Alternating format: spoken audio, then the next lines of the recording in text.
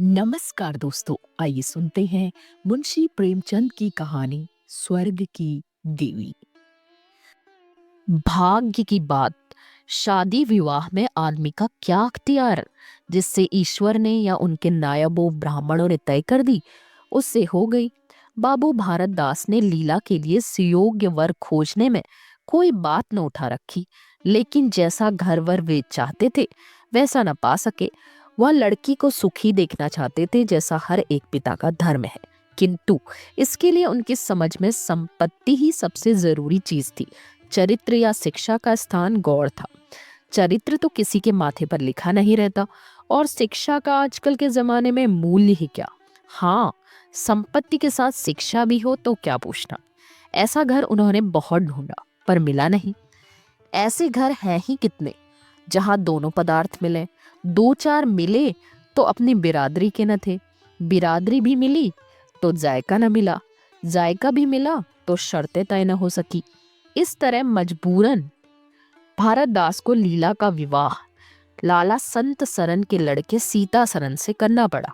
अपने बाप का इकलौता बेटा था, थोड़ी बहुत शिक्षा भी पाई थी, बातचीत सलीके से करता था, मामले मुकदमे समझता था और जरा दिल का रंगीला भी था। सबसे बड़ी बात यह थी कि रूपवान, बलिष्ठ, प्रसन्न मुख, साहसी आदमी था। मगर विचार वही बाबा आदम के जमाने के। पुरानी जितनी बातें हैं सब अच्छी, नई जितनी बातें हैं सब खराब। जायदाद के विषय में जमींदार साहब नए नए दफों का व्यवहार करते थे। वहां अपना कोई अख्तियार न था, लेकिन सामाजिक प्रथाओं के कट्टर पक्षपाती थे। सीता सरन अपने बाप को जो करते या कहते देखता, वही खुद भी कहता और करता था। उसमें खुद सोचने की शक्ति ही न थी। बुद्धि की मंदता बहुधा सामाजिक अनुदारता के रूप में प्रकट होती है। लीला ने जिस दिन घर में पांव रखा, उसी दिन उसकी परीक्षा शुरू हुई। वे सभी काम जिनकी उसके घर में तारीफ होती थी यहाँ वर्जित थे। उसे बचपन से ताजी हवा पर जान देना सिखाया गया था, यहाँ उसके सामने मुंह खोलना भी पाप था। बचपन से सिखाया गया था रोशनी ही जीवन है, यहाँ रोशनी के दर्शन भी दुर्लभ थे। घर पर अहिंसा, क्षमा और दया ईश्वरी गुण बताए गए थे, यहाँ इसका नाम लेने की भी स्वाधीनता न थी। संत सरन बड़े तीखे गुस्सेवर आदमी थे, नाक पर मक्खी न बैठने देते थे। धूर्तता और छल कपट से ही उन्होंने जायदाद पैदा की थी और उसी को सफल जीवन का मंत्र समझते थे। उनकी पत्नी उनसे भी 2 अंगुल ऊंची थी। मजाल क्या है कि बहू अपनी अंधेरी कोठरी के द्वार पर खड़ी हो जाए या कभी छत पर टहल सके, प्रलय आ जाता, आसमान सिर पर उठा लेती। उन्हें बकने का मर्ज था। दाल में नमक का जरा तेज हो जाना उन्हें दिन भर बकने के लिए काफी बहाना था। मोटी ताजी महिला, छींट का घाघरेदार लहंगा पहने, पानदान बगल में रखे, गहनों से लदी हुई, सारे दिन बरोटे में माची पर बैठी रहती थी। क्या मजाल कि घर में उनकी इच्छा के विरुद्ध एक पत्ता भी हिल जाए। बहू की नई नई आदतें देख देख जला करती थी। अब काहे को आबरू रहेगी, मुंडेर पर खड़ी होकर झांकती है। मेरी लड़की ऐसी दीदा दिलेर होती तो गला घोंट देती।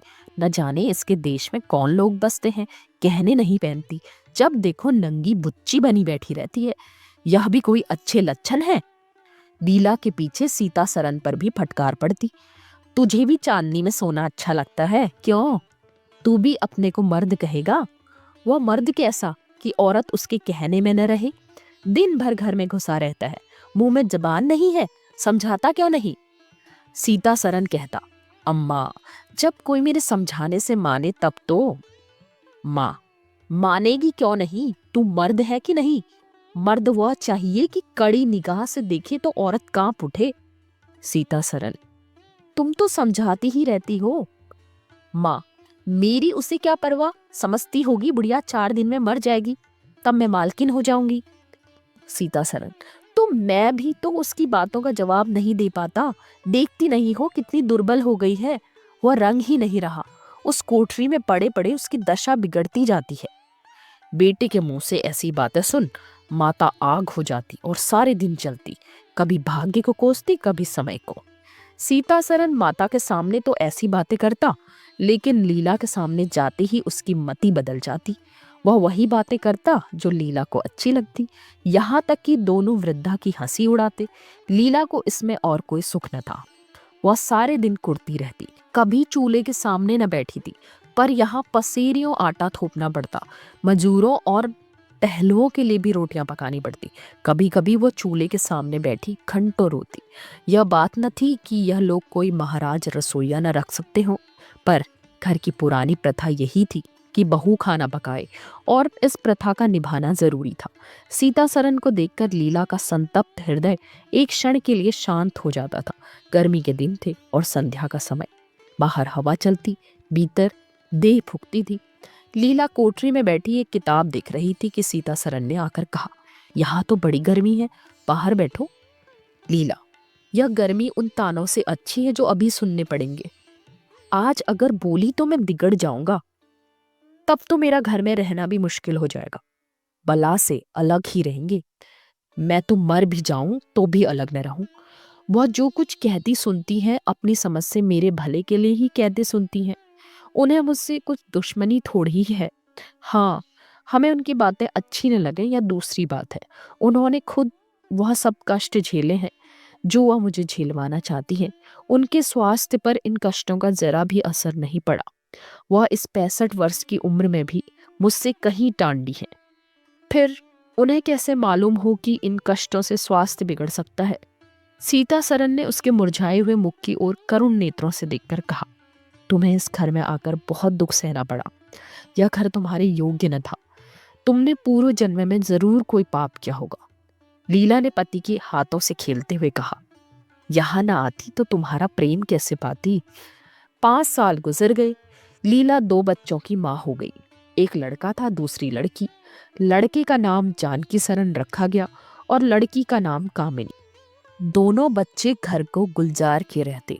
लड़की दादा से ही ली थी, लड़का दादी से। दोनों शोक और शरीर थे। गाली दे बैठना, मुंह चिढ़ा देना तो उनके लिए मामूली बात थी। दिन भर खाते और आए दिन बीमार पड़े रहते। लीला ने खुद सभी कष्ट सह लिए थे, पर बच्चों में बुरी आदतों का पड़ना उसे बहुत बुरा मालूम होता था, किंतु उसकी कौन सुनता था। बच्चों की माता होकर उसकी अब गणना ही न रह गई थी। जो कुछ थे बच्चे थे, वह कुछ न थी। उसे किसी बच्चे को डांटने का भी अधिकार न था। सास फाड़ खाती थी।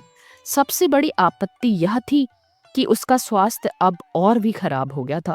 प्रसव काल में उसे वे भी अत्याचार सहने पड़े जो अज्ञान, मूर्खता और अंधविश्वास ने सौर की रक्षा के लिए गढ़ रखे थे।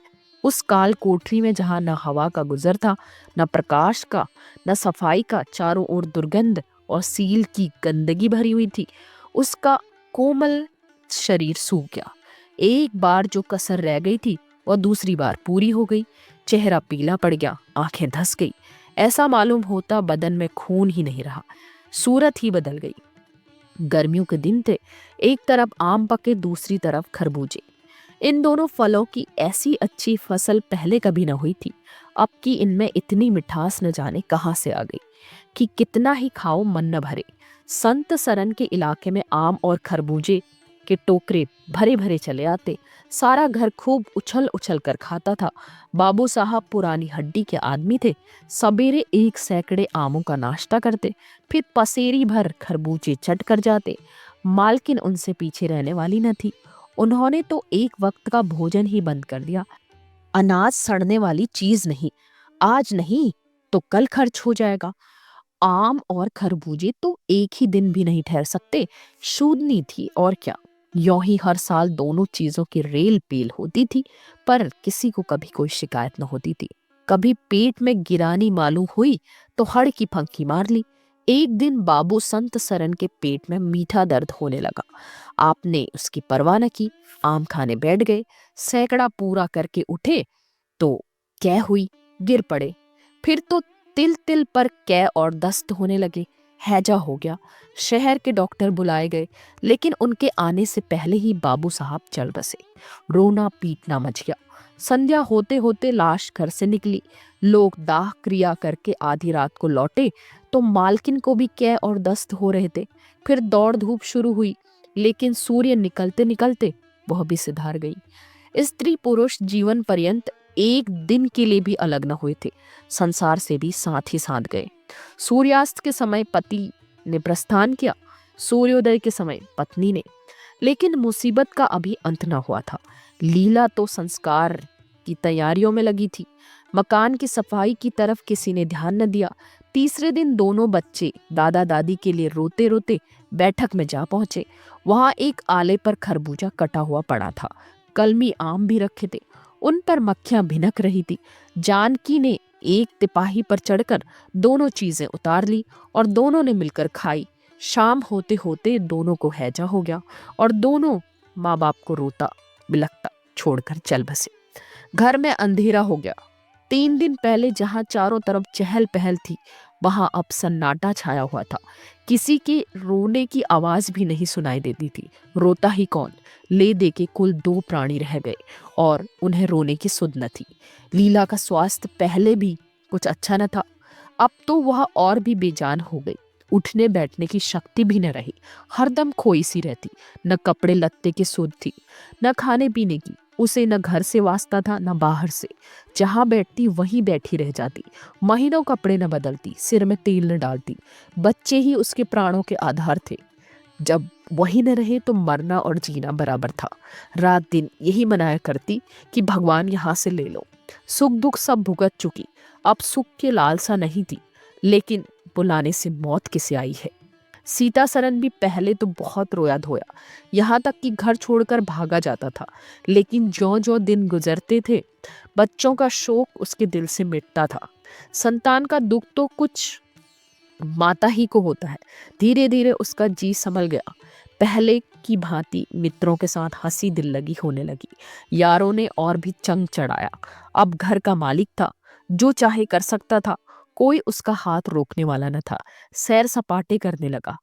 कहाँ तो लीला को रोते देख उसकी आंखें सजल हो जाती, कहाँ अब वह उसे उदास और शोकमग्न देखकर झुंझला उठता। जिंदगी रोने के लिए तो नहीं है। ईश्वर ने लड़के दिए थे, ईश्वर ने ही छीन लिए। क्या लड़कों के पीछे प्राण देना होगा? लीला यह बातें सुनकर भौचक रह जाती। पिता के मुंह से ऐसे शब्द निकल सकते हैं? संसार में ऐसे प्राणी भी हैं?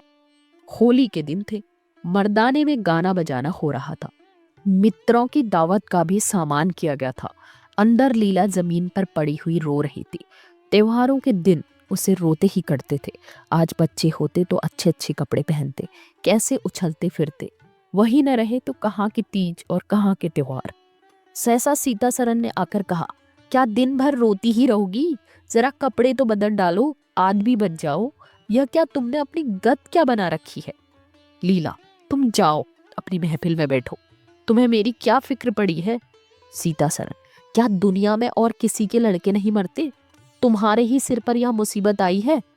लीला, यह बात कौन नहीं जानता, अपना अपना दिल ही तो है, उस पर किसी का क्या बस है। सीता सरन, मेरे साथ भी तो तुम्हारा कुछ कर्तव्य है। लीला ने कुतूहल से पति की ओर देखा, मानो उसका आशय नहीं समझी, फिर मुंह फेर कर रोने लगी। सीता सरन, मैं अब इस मनुष्यत का अंत कर देना चाहता हूँ। अगर तुम्हारी अपने दिल पर काबू नहीं है तो मेरा भी अपने दिल पर काबू नहीं है। मैं अब जिंदगी भर मातम नहीं मना सकता। लीला, तुम राग रंग मनाती हो, मैं तुम्हें मना तो नहीं करती। मैं रोती हूं तो क्यों नहीं रोने देते? सीता सरन, मेरा घर रोने के लिए नहीं है। लीला, अच्छी बात है, तुम्हारे घर में न रोऊंगी। लीला ने देखा मेरे स्वामी मेरे हाथों से निकले जा रहे हैं। उन पर विषय का भूत सवार हो गया है और कोई समझाने वाला नहीं है। वह अपने होश में नहीं है। मैं क्या करूं? अगर मैं चली जाती हूं तो थोड़े ही दिनों में सारा घर मिट्टी में मिल जाएगा और इनका वही हाल होगा जो स्वार्थी मित्रों के चंगुल में फंसे हुए नौजवान रईसों का होता है। कोई उल्टा घर में आ जाएगी और इनका सर्वनाश कर देगी। ईश्वर, मैं क्या करूं? अगर इन्हें कोई बीमारी हो जाती तो क्या मैं इस दशा में इन्हें छोड़कर चली जाती? कभी नहीं। मैं तन मन से इनकी सेवा करती, ईश्वर से प्रार्थना करती, देवताओं की मनोतियां करती।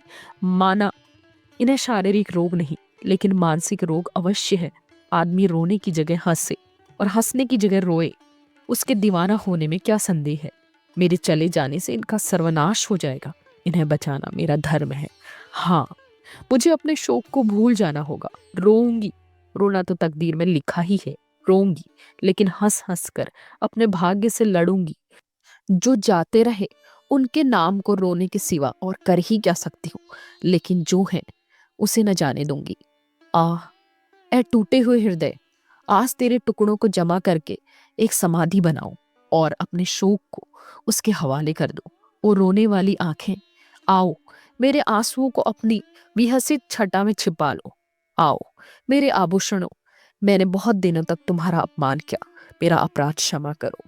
तुम मेरे भले दिनों के साथी हो, तुमने मेरे साथ बहुत विहार किए हैं, अब इस संकट के समय में मेरा साथ दो। मगर देखो, दगा न करना, मेरे भेदों को छुपाए रखना। लीला सारी रात बैठी अपने मन से यही बातें करती रही।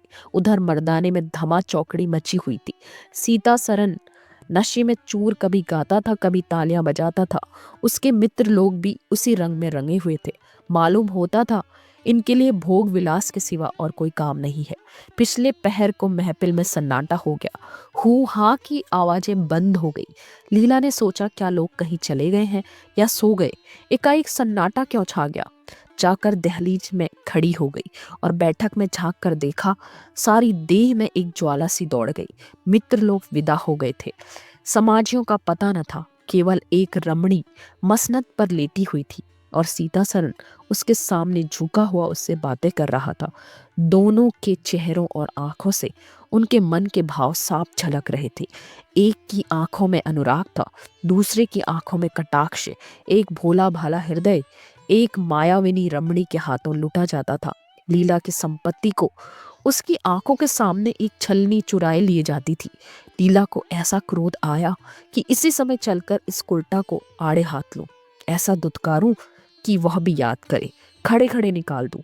वह पत्नी भाव जो बहुत दिनों से सो रहा था जाग उठा और उसे विकल करने लगा, पर उसने जब्त किया।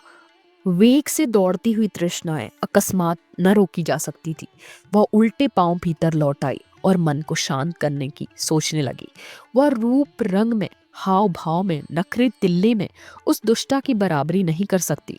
बिल्कुल चांद का टुकड़ा है, अंग अंग में स्फूर्ति भरी हुई है, पूर पूर में मद झलक रहा है। उसकी आंखों में कितनी तृष्णा है, तृष्णा नहीं बल्कि ज्वाला। लीला उसी वक्त आईने के सामने गई। आज कई महीनों के बाद उसने आईने में अपनी सूरत देखी।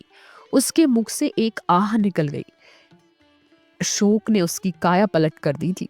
उस रमणी के सामने वह ऐसी लगती थी जैसे गुलाब के सामने जूही का फूल। सीता सरन का खुमार शाम को टूटा। आंखें खुली तो सामने लीला को खड़ी मुस्कुराते देखा। उसकी अनोखी छवि आंखों में समा गई। ऐसे खुश हुए मानो बहुत दिनों के वियोग के बाद उससे भेंट हुई हो। उसे क्या मालूम था कि यह रूप भरने के लिए लीला ने कितने आंसू बहाए हैं, केशों में या फूल गूंथने के पहले आंखों से कितने मोती पिरोए हैं।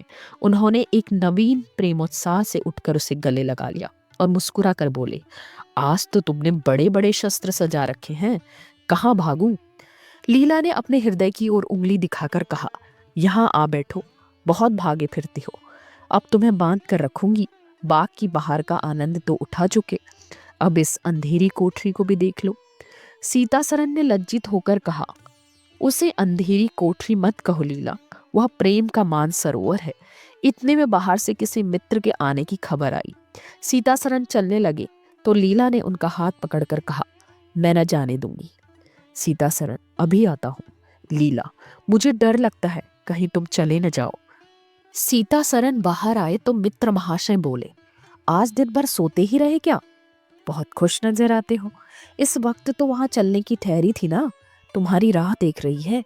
सीता सरन, चलने को तो तैयार हूं, लेकिन लीला जाने नहीं देती। मित्र, मेरे गाँव दे ही रहे, आ गए फिर बीवी के पंजे में, फिर किस बिरजे पर गरमाए थे। सीता सरन, लीला ने घर से निकाल दिया था, तब आश्रय ढूंढता फिरता था, अब उसने द्वार खोल दिए और खड़ी बुला रही है। मित्र, अजी यहाँ वह आनंद कहाँ, घर को लाख सजाओ तो क्या बाग हो जाएगा। सीता सरन, भाई घर बाग नहीं हो सकता पर स्वर्ग हो सकता है। मुझे इस वक्त अपनी शूद्रता पर कितनी लज्जा आ रही है वह मैं ही जानता हूँ। जिस संतान शोक में उसने अपने शरीर को घुला डाला, अपने रूप लावण्य को मिटा दिया, उसी को केवल मेरा एक इशारा पाकर उसने भुला दिया। ऐसा भुला दिया मानो कभी शोक हुआ ही नहीं। मैं जानता हूँ वह बड़े से बड़े कष्ट सह सकती है। मेरी रक्षा उसके लिए आवश्यक है। जब अपनी उदासीनता के कारण उसने मेरी दशा बिगड़ती देखी तो अपना सारा शोक भूल गई। आज मैंने उसे अपने आभूषण पहनकर मुस्कुराते हुए देखा तो मेरी आत्मा पुलकित हो उठी। मुझे ऐसा मालूम हो रहा है कि वह स्वर्ग की देवी है और केवल मुझ जैसे दुर्बल प्राणी की रक्षा करने के लिए भेजी गई है। मैंने उसे जो कठोर शब्द कहे वे अगर अपनी सारी संपत्ति बेचकर भी मिल सकते तो लौटा लेता। लीला वास्तव में स्वर्ग की देवी है।